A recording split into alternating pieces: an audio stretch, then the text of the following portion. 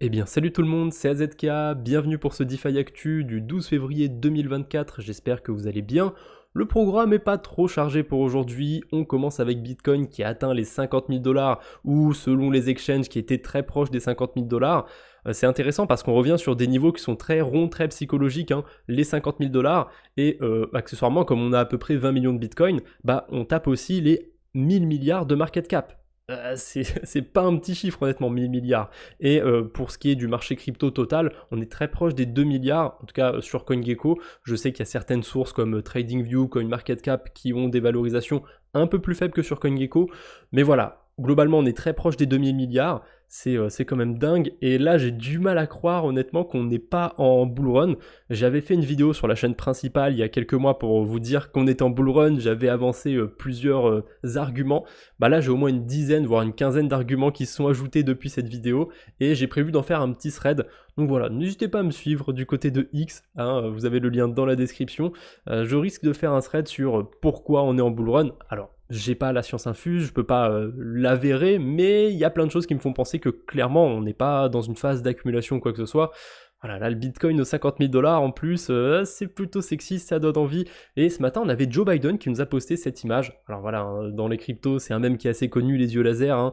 Est-ce qu'il a acheté du Bitcoin? Je sais pas, hein, peut-être. En tout cas, c'est pas ça qui a fait réagir le cours du Bitcoin. Voilà, il s'est envolé comme ça, sans news en particulier, je pense. Hein. En tout cas, j'ai pas vu de choses associées. Mais voilà, il y a cette photo qui a été postée ce matin. Typiquement en 2021, c'est quelque chose qui aurait fait pump le Bitcoin de plus 10%, plus 20%. Rappelez-vous avec Tesla et compagnie, hein, quand Tesla ils acceptaient le Bitcoin, oh plus 10%, enfin c'était assez dingue. Là ça avait pas spécialement fait réagir le marché ce matin, à moins que ça ait agi après coup, mais j'ai du mal à le croire. On a eu pas mal de levées de fonds cette semaine, entre le 4 et le 10 février. Il y a Crypto Fundraising qui fait des récapitulatifs toutes les semaines. Je vais pas forcément tout lire en détail, mais j'ai quand même fait le tour vite fait pour celui-là. Et ce qui est intéressant, c'est qu'on voit qu'il y a pas mal de projets qui sont sur l'écosystème Bitcoin qui ont levé des fonds. Sur les 26 projets, là, on en a 43% qui sont sur l'écosystème Bitcoin. Il y en a aussi toujours beaucoup du côté d'Ethereum, mais ça, c'est normal, hein. Ethereum, il y a beaucoup de choses qui se développent dessus. Et pour l'instant, c'est pas prêt de changer. Et du côté de l'écosystème Bitcoin, on a les Layer 2 en ce moment qui sont peut-être pas à l'honneur, j'arrive pas à trouver le bon terme, mais qui sont un petit peu sous le feu des projecteurs. Et il y a Merlin Chain, ou Merlin à l'anglaise, qui s'est lancé il y a pas très longtemps. Et en seulement 4 jours, il y a plus de 500 millions de dollars qui ont été bridgés sur ce Layer 2 de Bitcoin. C'est assez incroyable, 11 420 BTC. Alors je crois que c'est pas 11 420 Bitcoin. Je crois que c'est de l'équivalent Bitcoin, donc forcément il y a des BTC, mais il y a aussi des BRC20 et compagnie, des choses qui ont de la valeur en Bitcoin. Bref, 500 millions de dollars, c'est pas mal du tout. Je crois qu'ils n'ont pas de token d'ailleurs, Merlin, si je dis pas de bêtises, donc peut-être qu'il y a des choses à spéculer de ce côté-là. J'ai pas encore eu le temps de creuser, mais si vous avez des pistes, des informations, n'hésitez pas à mettre tout ça en commentaire. On a le token de Wormhole qui est déjà pré-spéculé, on en avait parlé il n'y a pas très longtemps et je crois pas l'avoir abordé dans la dernière news, mais au pire c'est pas grave, ça fait doublon. Le token de Wormhole, il est monté à plus d'1$ sur la pré-spéculation, hein, parce que le token n'est pas encore lancé. Donc si il se lance autour d'1$, ça ferait 1,8 milliard de market cap, 10 milliards de FDV. Bon, je vais pas encore faire le token est surcapitalisé ou quoi que ce soit. Je pense que pour Wormhole, ça reste quand même un peu élevé, mais je dirais pas que ce serait surcapitalisé 2 milliards de market cap et compagnie par rapport à ce que ça représente Wormhole.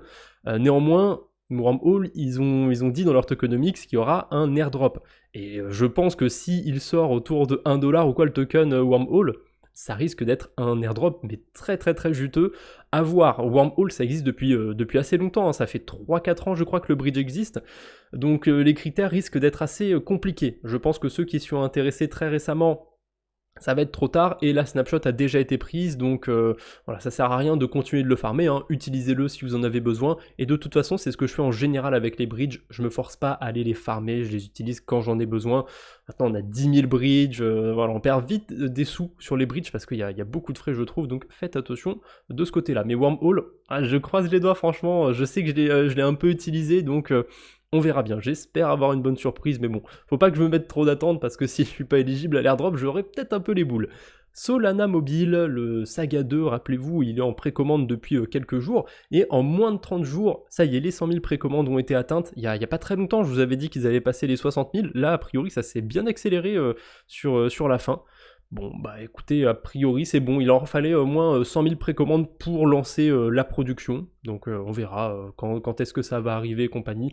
Ce sera pas avant 2025, ça c'est sûr, mais écoutez, tant mieux. Après, là, il y aura plus de 100 000 personnes qui auront le téléphone. Du côté de la spéculation sur les airdrops, je suis pas sûr que ce soit incroyable. On verra. En tout cas, moi, j'ai pas acheté le Saga et je compte toujours pas l'acheter personnellement. Ah, petite news autour du staking d'Ethereum. Ah, c'est pas des points, du restaking ou je sais pas quoi, c'est juste le nombre d'Ethers qui sont stakés et on a passé les 30 millions d'Ethereum. Voilà, c'est juste le petit fait du jour, le petit milestone, le petit... comment on dit milestone en français? J'ai oublié. Voilà, le petit achievement du jour, 30 millions d'Ethereum qui sont stakés, c'est plutôt sympathique. On a les Pudgy Penguins, les fameux NFT pingouins, qui ont atteint un nouvel ATH de 21 Ethers par NFT. J'ai un petit peu les boules, je vous avoue, parce que il n'y a pas si longtemps, ils étaient autour de 5 Ethereum et commençait à y avoir plein de choses qui étaient lancées, des peluches et compagnie, et je me suis dit, ah, ce serait pas con d'en acheter un. Après, 5 Ethereum à ce moment-là, ça devait valoir 7000 balles. Autant vous dire que 7000 balles pour une image, ça me faisait chier de les débourser. Mais voilà, aujourd'hui, ça vaut 50 000 balles. 50 000 balles le NFT. En termes d'Ether, ça fait x4. Bon, bah voilà, hein, tant pis, je suis passé à côté, c'est comme ça. Mais ouais, on peut pas être partout. Et puis, bon, c'était déjà un sacré billet pour avoir un NFT. Donc, je regrette pas d'être passé à côté. Mais voilà, toujours sur cette ascension incroyable. L'histoire est assez rigolote du côté de Pudgy Penguins. Parce que si je me souviens bien, le truc a été lancé par des gens qui ont complètement abandonné le projet. Il y a un gars qui a récupéré le projet. Et bah du coup qui l'a fait vivre hein, littéralement en lançant les peluches et compagnie. Il y a un jeu aussi qui devrait arriver qui va être sur Zcasing. Enfin voilà, c'est plutôt sympathique. J'en ai pas dans mon portefeuille, mais je salue quand même la performance. Et les NFT du côté d'Ethereum semblent se réveiller un petit peu ces temps-ci. Après, je n'ai pas non plus de grosses analyses à vous proposer, mais on a vu les NFT qui avaient explosé sur Solana, les ordinals aussi. Du côté d'Ethereum, c'était resté très calme, mais là j'ai l'impression que ça se réveille un petit peu. Bref, on passe à autre chose. AAV s'est lancé sur Scroll. Voilà, la dernière fois, il s'était lancé sur la Binance Smart Chain et je vous avais dit qu'il y avait un vote de gouvernance pour Scroll. Bah voilà, c'est passé. AAV est sur Scroll. Il y a très peu de choses à faire pour l'instant. Waouh, d'ailleurs, littéralement, juste avant de commencer cet enregistrement, il y avait 300 000 dollars de déposés sur AAV. Là, il y a 500 000 USDC qui viennent d'être ajoutés. Bon, bah, écoutez, il n'y a toujours pas non plus beaucoup de liquidités. Hein. Il n'y a même pas 1 million au moment où je fais la vidéo. Mais ouais, ça vient d'être ajouté très récemment. On va peut-être attendre quelques jours. Et à mon avis, on va vite avoir quelques millions de dollars du côté de Scroll. Le problème de Scroll, c'est que il n'y a pas beaucoup de gros protocoles, de choses très intéressantes. Et là, avoir AAV dessus, ça peut être sympathique. En plus, je vois qu'on peut déjà faire une boucle sympa avec l'Ether staké. Hein. On dépose l'Ether staké, on emprunte de l'Ether normal, on redépose de l'Ether staké. Il n'y a pas tant de liquidité que ça, mais la boucle, elle est assez vertueuse. Hein, je dis ça, je dis rien si jamais vous avez des Ethers du côté de Scroll.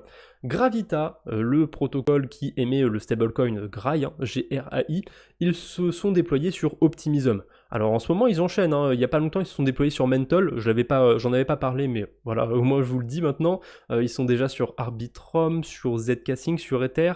Zcasing j'ai quand même un doute, mais voilà, ils sont sur pas mal de blockchains et la dernière qui s'est ajoutée c'est Optimism.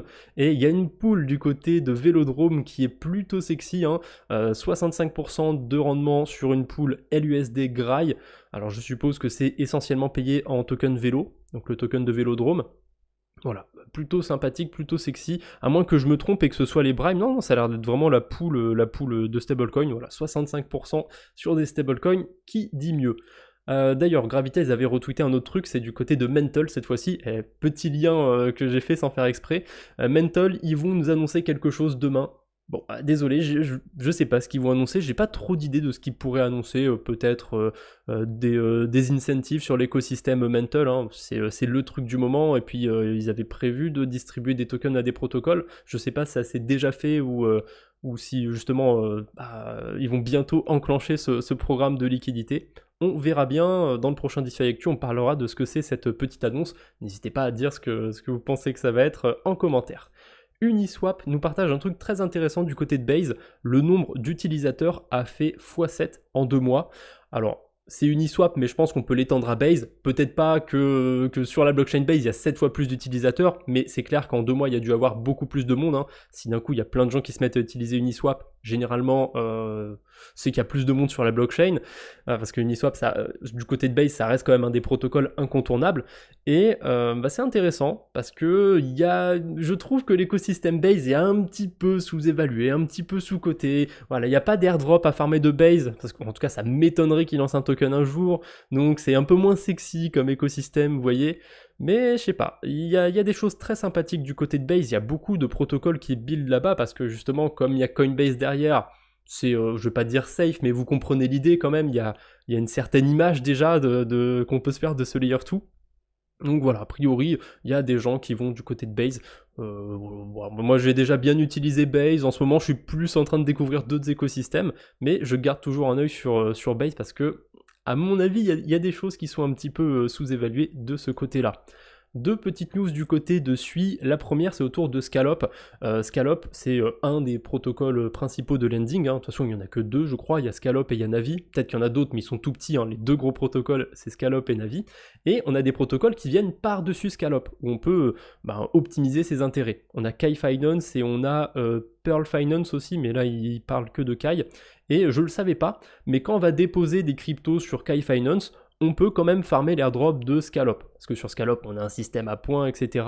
Et du coup, je trouve ça sympathique qu'ils aient intégré comme ça le fait que si on utilise un agrégateur, on peut quand même avoir les points.